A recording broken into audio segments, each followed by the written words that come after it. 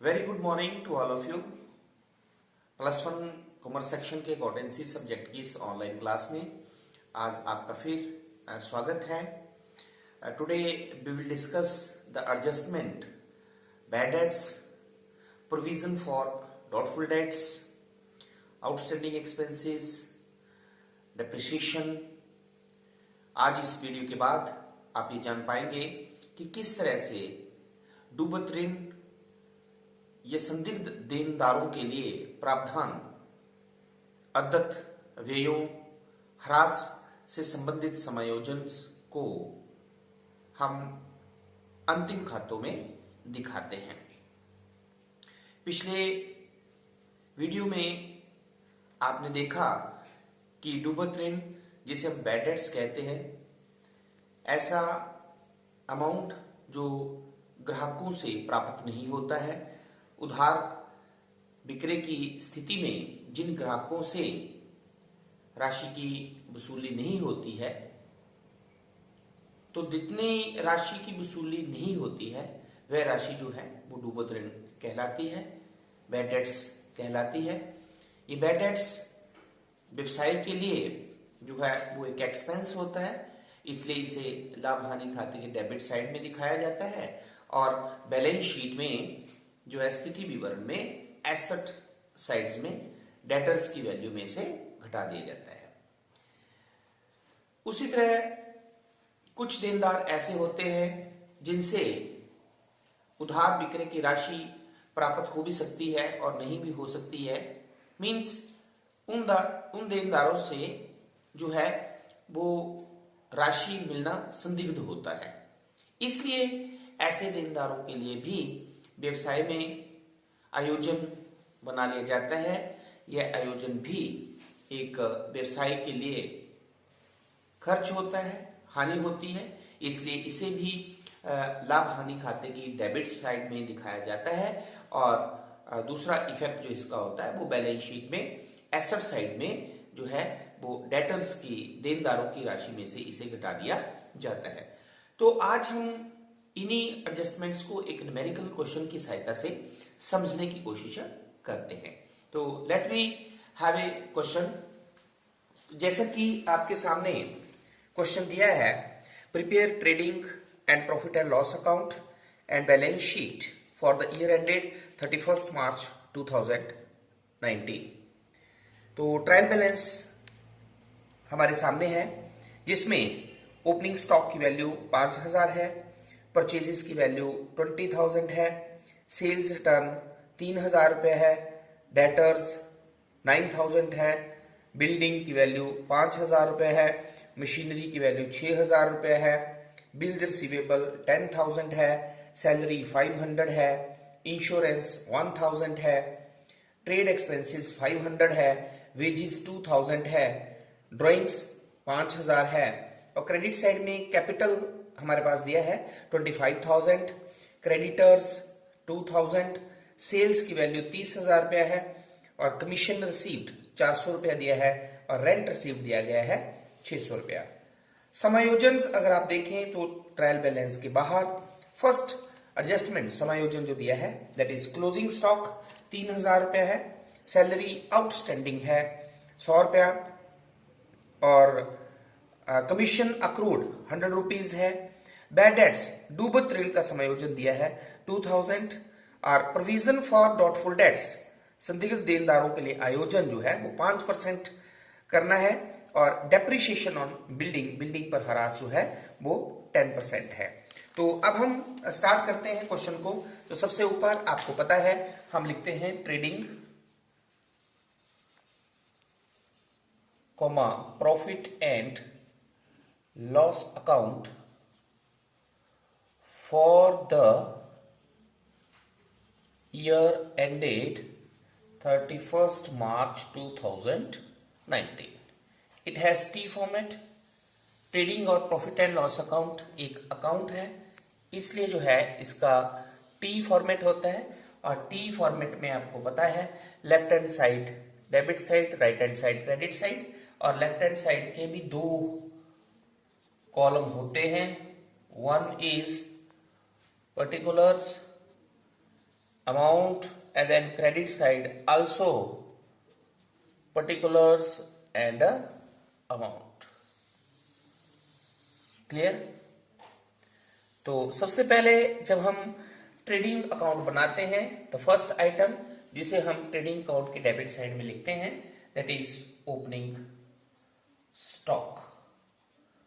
So opening stock की value जैसे कि आपको दी गई है 5000. Second is purchases. The value of purchase is 20,000. The next direct expenses, ऐसे एक्सपेंसेस जो रॉ मटेरियल को परचेज करने से लेकर उसको फिनिश्ड गुड्स में, निर्मित माल में बदलने के लिए किए जाते हैं. तो जैसा कि हमारे पास है वेजेस. देन क्रेडिट साइड में हमारे पास दो ही आइटम्स होती हैं. First is cell.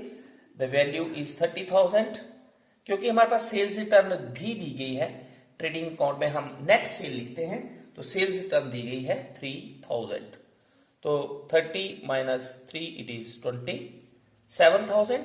और सेकेंड आइटम जो हमारे पास ट्रेडिंग अकाउंट में आती है दैट इज क्लोजिंग स्टॉक 3000. तो क्रेडिट साइड जो है हमारे पास ज्यादा लग रही है, इट इज 30,000. डेबिट साइड का टोटल 27. तो डिफरेंस इज ग्रॉस प्रॉफिट. तो अगर व्यापारी खाते की क्रेडिट साइड आय जो है वो ज्यादा है और व्यय से, कॉस्ट से, तो हमारे पास आंसर जो आया दैट इज डिफरेंस जो आया दैट इज ग्रॉस प्रॉफिट. अब ट्रेडिंग अकाउंट के बाद जब हम प्रॉफिट एंड लॉस अकाउंट बनाते हैं तो सबसे पहली आइटम ग्रॉस प्रॉफिट या ग्रॉस लॉस होता है. तो by gross profit brought down, यहां पे आप कैरी डाउन लिख सकते हैं. तो कितना ग्रॉस प्रॉफिट हम ब्रॉट डाउन कर रहे हैं दैट इज 3000. अब हम प्रॉफिट एंड लॉस अकाउंट में इनडायरेक्ट एक्सपेंसेस को लिखेंगे. So first indirect expenses is salary. तो अगर आप सैलरी को देखते हैं तो ये रेड कलर में दिया गया है. ये इसलिए दिया गया है क्योंकि इसको हाईलाइट किया गया है कि इससे संबंधित हमारे पास समायोजन है. तो आप भी जब क्वेश्चन को अटेम्प्ट करें तो जिस जिस एक्सपेंसेस या इनकम्स या एसेट्स से रिलेटेड आपके पास समायोजन हो तो उसको आप हाईलाइट कर लें या उसको सर्कल कर लें या उस पर टिक कर लें. तो सैलरी से संबंधित हमारे पास एडजस्टमेंट है, और अगर आप देखें तो एडजस्टमेंट है सैलरी आउटस्टैंडिंग. तो आउटस्टैंडिंग का मतलब होता है ऐसा वेतन जो देय तो है लेकिन उसका हमने अभी भुगतान नहीं किया गया है, तो इसलिए उसको हम संबंधित व्यय में जमा कर देते हैं. तो सैलरी में सैलरी आउटस्टैंडिंग को हम ऐड कर देंगे तो 100 रुपीज, तो ये हम लिखेंगे 600 रुपीज. देन हमारे पास है नेक्स्ट इनडायरेक्ट एक्सपेंसेस. इंश्योरेंस, आपके पास इंश्योरेंस की वैल्यू दी गई है 1000. क्लियर? देन हमारे पास है trade expenses. It is also indirect expenses. Trade expenses 500, 500 रुपया. नेक्स्ट है हमारे पास क्रेडिट साइड में. अब हम चलते हैं तो क्रेडिट साइड में हमारे पास है कमीशन. सो बाय कमीशन, कमीशन को भी आप देख सकते हैं कि it is in red colour. तो कमीशन से संबंधित भी हमारे पास एडजस्टमेंट है. तो बाय कमीशन 100 रुपया. और एडजस्टमेंट है अक्रूड कमीशन. तो अक्रूड कमीशन ऐसी कमीशन जिसको हमने कमा लिया है लेकिन अभी वो प्राप्त नहीं हुई है, इसलिए उसको संबंधित आय में जमा कर दिया जाता है. And then next is we have rent receipt. तो ये आ गया हमारे पास by rent receipt. It is also 600. अब हम देखेंगे कि एडजस्टमेंट्स की तरफ, क्योंकि हर एडजस्टमेंट का दोहरा इफेक्ट होता है. तो फर्स्ट एडजस्टमेंट अगर आप देखें तो दैट इज बैड डेट्स. तो बैड डेट्स वह अमाउंट जो उधार माल बेचा गया है ग्राहकों से, वह राशि जो ग्राहकों से प्राप्त नहीं होती है और डूब जाती है, तो ये व्यवसाय के लिए एक्सपेंस होता है. तो बैड डेट्स हमारे पास आ गया 2000 रुपया. नेक्स्ट है हमारे पास प्रोविजन फॉर डाउटफुल डेट्स. तो संदिग्ध देनदार जो हैं जिनसे पैसे उधार विक्रय की राशि प्राप्त हो भी सकती है और नहीं भी हो सकती, तो इसके लिए व्यवसाय में प्रोविजन क्रिएट कर लिया जाता है. तो प्रोविजन फॉर डाउटफुल डेट्स. लेकिन आपने एक बात यहां पे ध्यान रखनी है कि डेटर्स की वैल्यू अगर आप देखें तो हमारे पास दी है 9000. ठीक है? तो 9000 में से जो पैसा डूब गया 2000 उसको हमने माइनस कर देना है। तो 7000 पे ये प्रोविजन आपने क्रिएट करना है 5%। तो 7000 पे 5% अगर आप क्रिएट करें तो it is 350। And then next is depreciation. तो डेप्रिसिएशन भी एक व्यवसाय के लिए एक्सपेंस होता है। तो टू डेप्रिसिएशन ऑन बिल्डिंग 5000 पे 10% इट इज 500। तो यही था हमारे पास डिफरेंट एक्सपेंसेस और इनकम। तो अगर आप देखें तो देखने से आपको पता चल रहा है कि हमारे पास जो है वो डेबिट साइड ज्यादा लग रही है। क्लियर? तो अगर आप डेबिट साइड का टोटल करते हैं तो ये टोटल हमारे पास आ गया 4,950। और अगर क्रेडिट साइड का टोटल अगर आप रफ में कर लें तो इट इज 4100। It is 4100। तो 4100 को जब आप 4,950 से लेस करेंगे तो इट इज यू हैव 850। तो आप लिख सकते हैं यहां पे बाय नेट लॉस। तो इस क्वेश्चन में आप देख सकते हैं कि हमारे पास एक्सपेंसेस जो हैं वो इनकम से ज्यादा है, और जब हमारे पास एक्सपेंसेस इनकम से ज्यादा होते हैं तो हमारे पास डिफरेंस जो आता है दैट इज नेट लॉस, जिसे हम कैपिटल अकाउंट, जिसे हम बैलेंस शीट में कैपिटल में से माइनस करते हैं।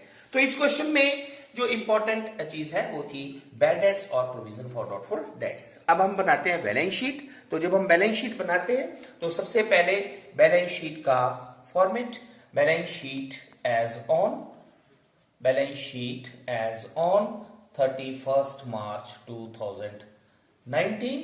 तो इसका जो फॉर्मेट होता है we have liability side, then we have amount, उसी तरह हमारे पास जो है एसेट्स और amount.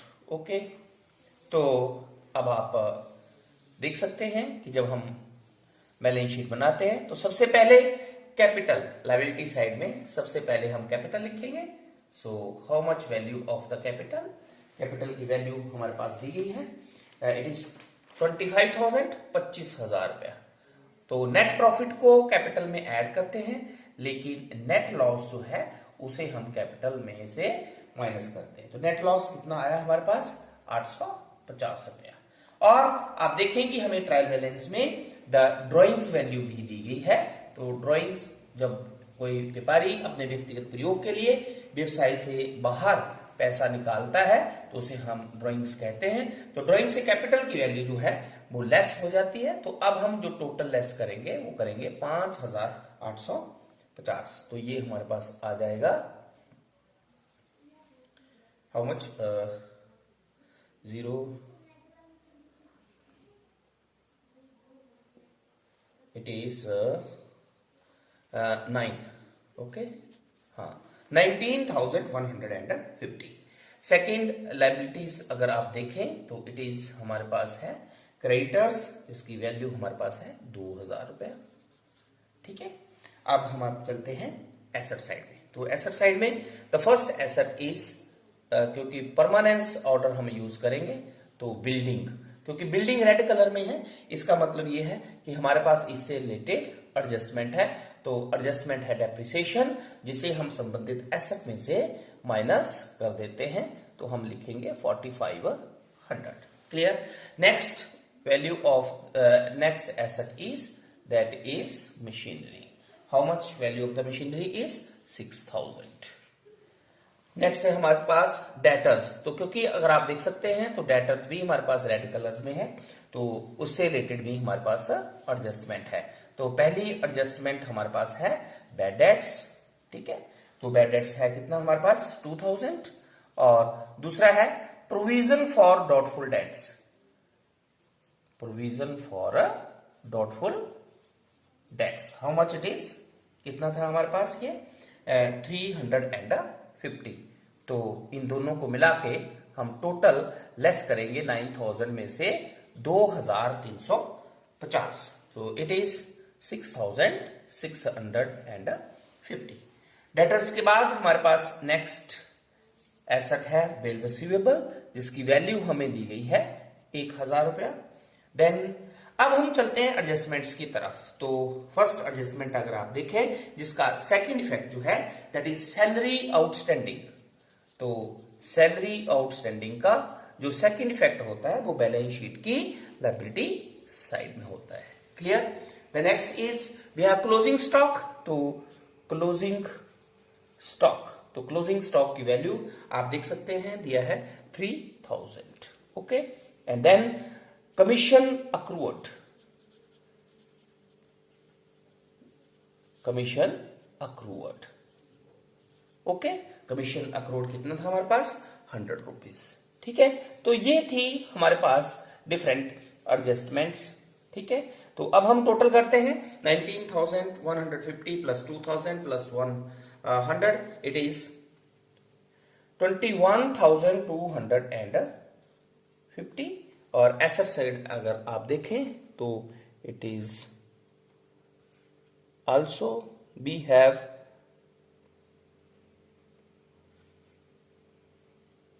Yes 21,250।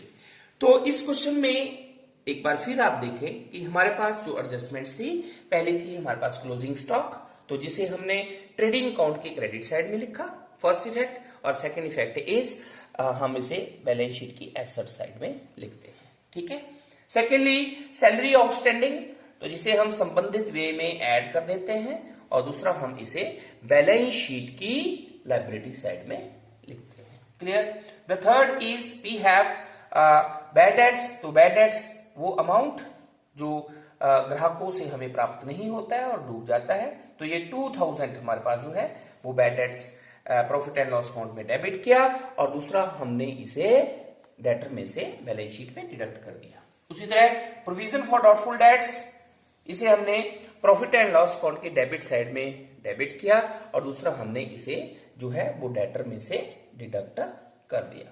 Then depreciation on building, जिसे हमने प्रॉफिट एंड लॉस अकाउंट की डेबिट साइड में डेबिट किया। ठीक है, और then the second effect is इसे हमने संबंधित एसेट जो कि बिल्डिंग थी उसमें से हमने उसको जो है वो माइनस कर दिया। क्लियर? और देन कमीशन अक्रूड, तो जो कमीशन अक्रूड था उसे हमने संबंधित आय में जमा किया था, और दूसरा उसे बैलेंस शीट की एसेट साइड में हमने लिखा था। ओके, तो इस तरह से आज के वीडियो में हमने बैड डेट्स, डूबत ऋण, संदिग्ध देनदारों के लिए आयोजन, अदत्त व्यय, डेप्रिसिएशन से संबंधित समायोजनों को डिस्कस किया। तो आई होप कि इस वीडियो के बाद इन एडजस्टमेंट्स का अंतिम खातों पर ट्रीटमेंट कैसे करते हैं आपको अच्छी तरह से समझ में आ गया होगा। Thank you very much.